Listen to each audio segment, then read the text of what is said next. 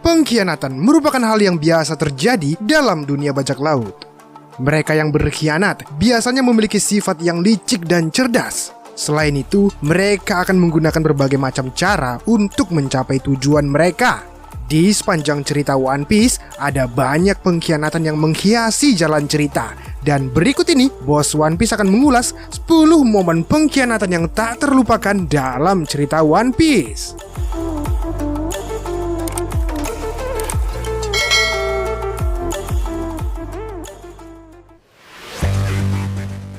Sebelum mendirikan kelompok bajak laut New Fishman dan menyerang kerajaan Ryugu, Hody Jones sempat bergabung sebagai pasukan Ammonites kerajaan.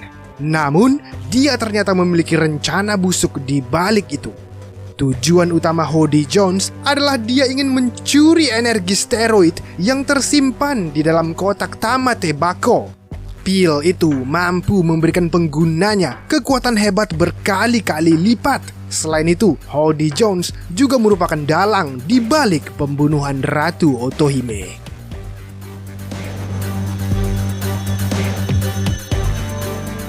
Sejak awal, Drake merupakan karakter yang misterius.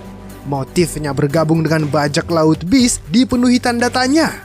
Namun, pada akhirnya terkuak fakta bahwa dia merupakan kapten dari pasukan khusus angkatan laut yang dikenal dengan nama Sword. Drake juga merupakan orang yang membebaskan Law dari penjara saat berada di Wano.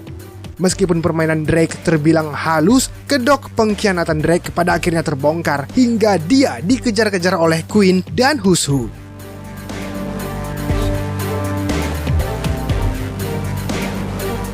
Kaponegang Beji merupakan salah satu supernova yang cukup terkenal. Dia sempat menjalin aliansi dengan bajak laut Big Mom dan terlibat konflik dengan bajak laut Topi Jerami ketika berada di Zou. Tanpa diduga, Beji ternyata memiliki agenda tersendiri saat bergabung dengan Big Mom. Dia berniat menghabisi Big Mom saat pesta teh berlangsung. Dan karena memiliki tujuan yang sama dengan Luffy, mereka pun akhirnya menjalin aliansi untuk menjatuhkan Big Mom.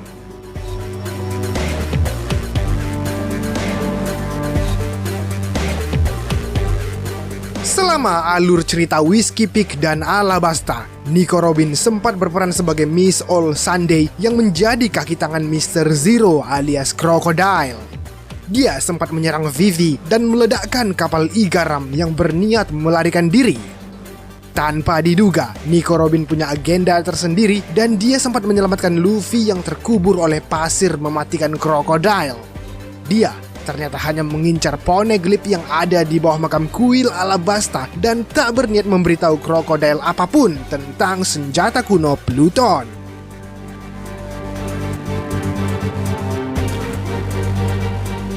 Setelah Kid membentuk aliansi dengan Hawkins dan Apo, tanpa diduga Kaido tiba-tiba terjatuh dari langit dan terjun tepat di markas aliansi mereka. Secara otomatis mereka pun mau nggak mau harus menghadapi kekuatan dari Kaido. Sayangnya kekuatan Kaido terlalu kuat membuat mereka kalah dan aliansi mereka pun hancur berantakan. Hancurnya aliansi Kid disebabkan oleh satu orang, yaitu Apo yang sejak awal memang berpihak pada Kaido. Dan hal itu cukup mengejutkan bagi para fans.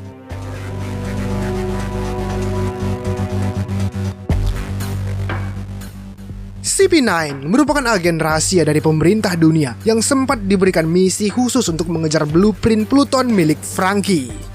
Untuk melancarkan misi itu, mereka menyamar sebagai tukang kayu dan penduduk Water 7.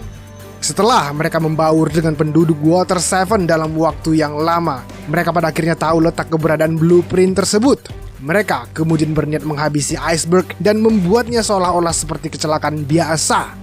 Pengkhianatan mereka yang jelas membuat Iceberg dan orang-orang di Garera syok berat.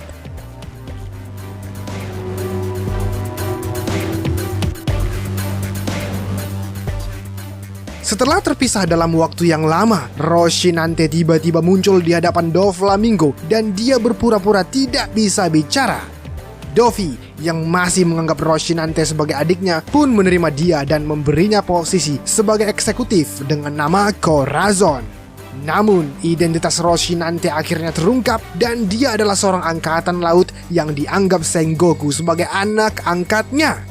Penyamaran Roshinante terkuak saat mereka saling memperebutkan buah OP Nomi untuk Law, dan ia kemudian tewas setelah ditembak oleh Doflamingo.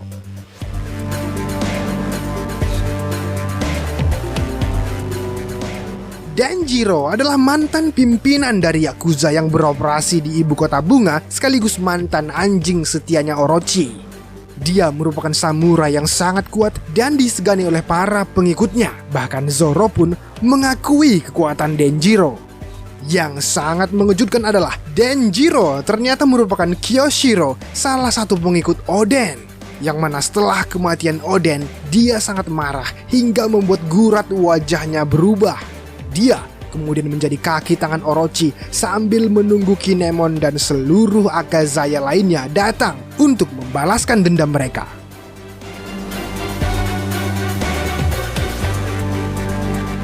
Di balik sifatnya yang polos, Kanjuro ternyata pengkhianat yang sangat ahli dalam bersandiwara.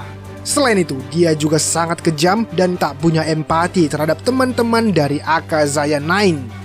Kanjuro berasal dari jalanan hingga dia dipungut oleh Oden dan dijadikan samurai pengawalnya. Oden bahkan rela mengorbankan nyawanya agar para pengikutnya bisa selamat. Namun, Kanjuro ternyata tidak tahu balas budi dan dia lebih memilih untuk menjadi kaki tangan Orochi untuk membalaskan dendam klan Kurozumi.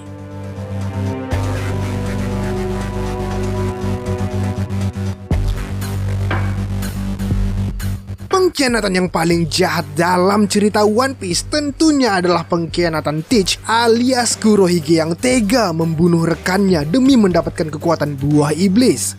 Di kapal Shirohige terdapat peraturan bahwa siapapun yang menemukan buah iblis dialah yang berhak memakannya. Dan setelah mengetahui bahwa Touch menemukan Yomi Nomi, dia tak ragu-ragu membunuh Touch untuk mendapatkan buah iblis tipe Logia itu. Setelah itu, dia melarikan diri dari kapal dan membentuk kelompok bajak lautnya sendiri. Tak berhenti di situ, Kurohige adalah orang yang bertanggung jawab atas hukuman eksekusi mati Ace. Selain itu, dia juga membunuh Shirohige setelah dia berlayar bersama dengan Shirohige dalam kurun waktu yang lama. Yang jelas, Kurohige adalah pengkhianat yang sangat jahat dalam cerita One Piece. Baiklah bosku, demikianlah 10 pengkhianatan yang tak terlupakan dalam cerita One Piece.